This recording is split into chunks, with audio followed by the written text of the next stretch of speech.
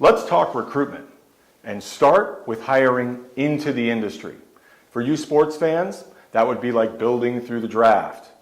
Let me make this point very clear.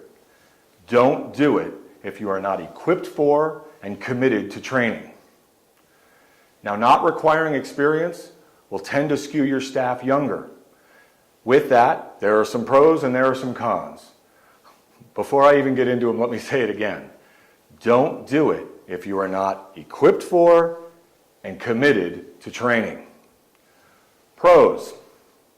When you hire somebody new into the industry, they don't come with any bad habits. You can mold them exactly the way you want to fit your culture, to fit your company.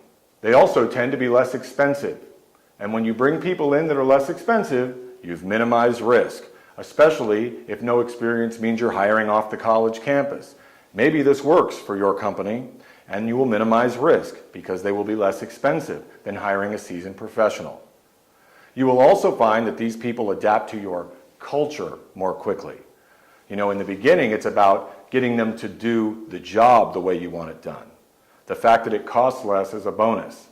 The fact that they will fit in because it's the only professional culture they've known, well, there's a few of the pros to hiring into the industry. Now, obviously, there are some cons. First and foremost, when you hire green peas, when you bring in people who are young, you better be prepared for young drama. The breakups are going to be worse. Anything that happens to the pet, you can expect to be overdone because they're going through it for the first time. But if they can adapt and succeed in the professional world, they'll grow up quickly.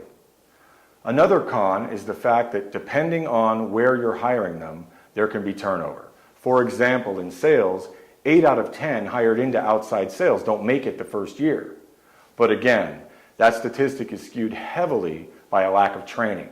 So don't do it if you're not equipped for and prepared and committed to train.